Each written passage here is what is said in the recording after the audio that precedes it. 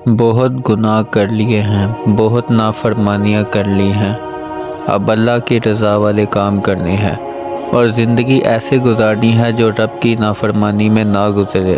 ذرا سوچئے نہ اس نے قوموں میں کیا کیا غلطیاں کی تھی۔ سود کو لوگ منافع یعنی پروفٹ کہتے تھے، بے حیائی کو جدت کا نام۔ آج بھی لوگ جناب یہ تو ماڈرن لائف ہے، حیا و پردہ تو دل میں ہونا چاہیے۔ بے پردگی کو فروغ دے رہے ہیں، بے حیائی کو فروغ دے رہے ہیں۔ کوئی کہتا ہے یہ بے پردگی نہیں، یہ تو فیشن ہے۔ کبھی سوچو وہ لوگ کہ تم کس کی نافرمانی کر رہے ہو۔ لوگ بندے کو تو اس طرح سے پروموٹ کر رہے ہیں جیسے کچھ نہیں ہوگا۔ آپ سوچو، آپ لوگوں کو تو منا لوگے، آپ دنیا کو منا لوگے، آپ لوگوں نے اللہ کے آگے پیش نہیں ہونا، وہاں کیا جواب دو گے؟ گناہ تو آخر گناہ ہے، اور جب رب ناراض ہو جاتا ہے تو بندہ برباد ہو جاتا ہے۔ اچھا، پچھلی قوموں کے بارے میں ایک سمری پیش کرتا ہوں، ذرا غور سے سنیے۔ قوم عاد، یہ کون سی قوم تھی؟ اتنے لمبے لمبے قد تھے، بڑے طاقتور، اللہ پاک نے مال و دولت سے بھی بہت نوازا تھا۔ حضرت ہود علیہ السلام نے ان کو اللہ کی طرف بہت بلایا، نہیں مانے، گناہوں پر باغی رہے، ضد تھی۔ اب کیسا قہر آیا کہ آندھی کا عذاب آیا، اتنی خشک اور سخت آندھی تھی کہ زمین سے اکھڑ گئے، سر کے بل گر گئے، ٹکڑے ٹکڑے ہو گئے۔ قوم سمود آئی، یہ فن تعمیر کی ماہر تھی، ان کو بھی اللہ نے نعمتوں سے بہت نوازا، بہت مال و دولت تھی۔ حضرت صالح علیہ السلام نے سمجھایا لیکن ایمان نہیں لائے۔ پھر کیا ہوا؟ شدید زلزلہ آیا، یہ قوم بھی دنیا سے غائب ہو گئی، تباہ و برباد ہو گئی۔ نمرود کا آیا وقت۔ نمرود کیسا روب تھا، کیسا دبدبا تھا، تخت پر تاج اللہ نے عطا کیا تھا۔ اتنی بڑی نمرود کو سلطنت ملی مگر وہ خدائی کا دعویٰ کرنے لگ گیا، نافرمان ہو گیا۔ اس کا حال کیا ہوا؟ ایک مچھر کے ذریعے ہلاک برباد ہو گیا۔ فرعون، اس کی طاقت کا اندازہ تو تھا۔ خدا کہتا ہے خود کو اتنے بڑے فوجی تھے، اتنا بڑا لشکر تھا۔ آج کون ہے جو فرعون کا نام لیتا ہے؟ میں اور آپ کچھ بھی نہیں ہے، ہماری کوئی اوقات نہیں ہے۔ بڑے بڑے کرنوفر والے لوگ آئے ہیں جنہوں نے مقابلہ کیا اللہ سے، بڑے بڑے باپ تھے، گناہ پر ڈٹے رہے اور سمجھتے تھے کوئی ہمارا کچھ نہیں بگاڑ سکتا۔ ان کی داستان بھی باقی نہیں تھی۔ ہمیں بھی یہ سوچنا چاہیے کہ اگر اللہ ہم میں سے کسی سے ناراض ہو گیا، یہ تو پھر دنیا کی کوئی طاقت بچا نہیں سکتی ہمیں، کوئی عہدہ، کوئی سپورٹ آپ کو بچا نہیں سکتی۔ یاد رکھنا، جس سے رب راضی ہے اس سے سب راضی ہیں۔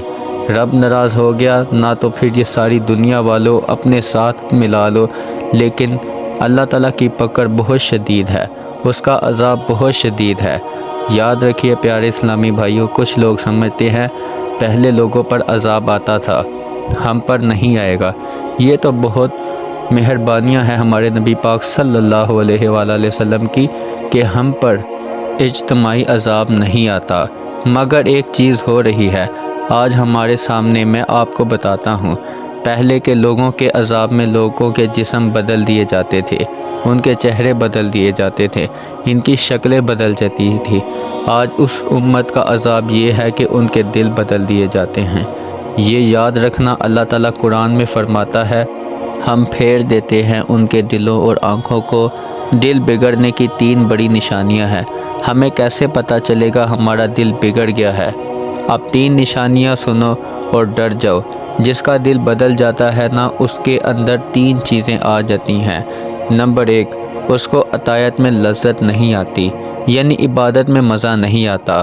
نماز پڑھے گا تو بور فیل کرے گا، قرآن پڑھے گا تو نیند آنے لگ جائے گی، اجتماع میں آئے گا تو بھاگنے کا دل کرے گا، نیک کام کی طرف بلاؤ اسے مزہ ہی نہیں آئے گا۔